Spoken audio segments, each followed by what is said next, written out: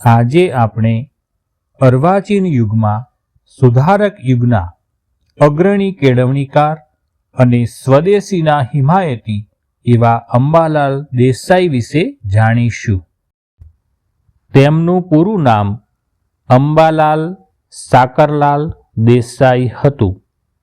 તેમનો જન્મ તારીખ 25 માર્ચ 1845ના રોજ થયો હતો. તેમનું જન્મસ્થળ ખેડા જિલ્લાનું અલીણા હતું. તેમનો અભ્યાસ આ પ્રમાણે હતો. તેમણે વિદ્યાર્થી અવસ્થાથી જ તેમનું જીવન ખૂબ જ નિયમિત બનાવ્યું હતું. તેઓ મેટ્રિકની પરીક્ષા પાસ કરીને એલ્ફિન્સ્ટન કોલેજમાં જોડાયા હતા. ત્યાંથી બીએની પરીક્ષા તેમજ એમએની પરીક્ષા અંગ્રેજી અને સંસ્કૃત વિષયો સાથે પાસ કરી હતી. તેમણે એલએલબીની પરીક્ષા પણ પાસ કરી હતી. તેમનું અવસાન તારીખ 12 સપ્ટેમ્બર 1914ના રોજ થયું હતું. અંબાલાલ દેસાઈની કારકિર્દીની વિગતો આ પ્રમાણે છે. તેઓ અભ્યાસ બાદ સુરતમાં મદદનીશ શિક્ષક તરીકે જોડાયા હતા. ત્યારબાદ હેડમાસ્ટર તરીકે પણ કાર્ય કર્યું હતું. પછી બદલી થવાથી તેઓ અમદાવાદ આવ્યા હતા. તેમનામાં ઉચ્ચ કોટીના શિક્ષકના ગુણ હતા. તેમના શિક્ષણ તેમજ શિસ્તનો વિદ્યાર્થીઓ ઉપર ઊંડો પ્રભાવ હતો. તેઓ તેમના વિદ્યાર્થીઓના સર્વાંગી વિકાસ માટે તત્પર રહેતા હતા.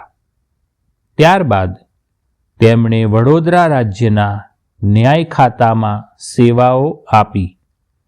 છેલ્લા 10 વર્ષ વડોદરા રાજ્યના વડા ન્યાયમૂર્તિ તરીકે કામ કરી રાજ્યમાં કાયદો અને ન્યાય વહીવટની ચોકસાઈ લાવવામાં મદદ કરી.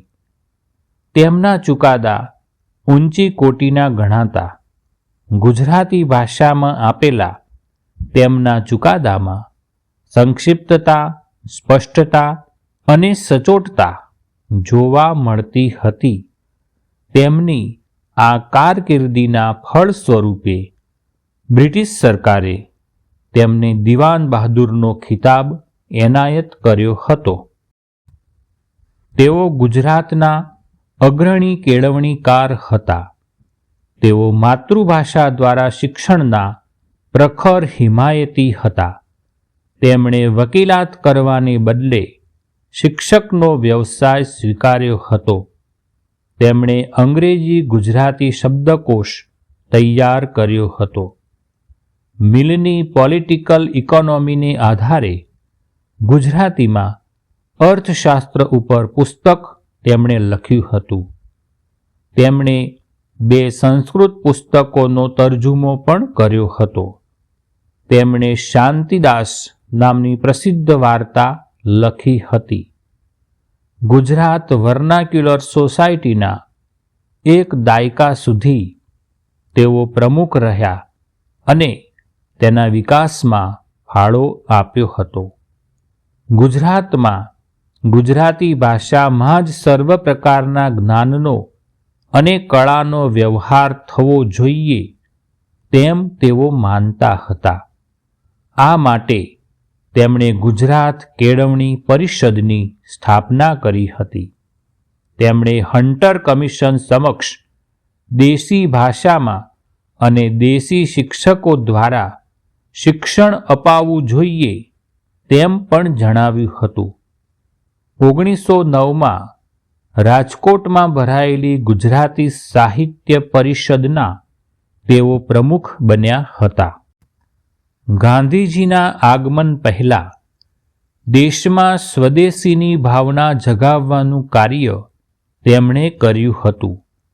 સ્વદેશી ચળવળને લગતી ઘણી સંસ્થાઓ અને પ્રદર્શનોમાં તેમનું યોગદાન રહ્યું હતું. ઉદ્યોગોનો વિકાસ કરવાથી દેશનું હિત થશે તેમ તેઓ માનતા હતા.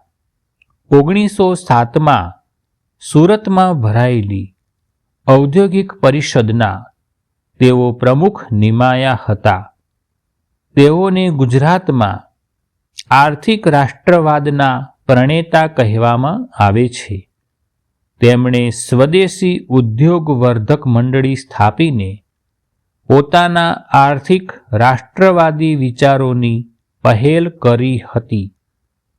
ધર્મ, રાજકારણ, અર્થકારણ, કેળવણી, સાહિત્ય વગેરે વિષયોના એમના ભાષણો અને લેખોનો સંગ્રહ સ્વ દિવાન બહાદુર અંબાલાલ સાકરલાલ દેસાઈના ભાષણો અને લેખો શીર્ષકથી પ્રસિદ્ધ થયેલ છે.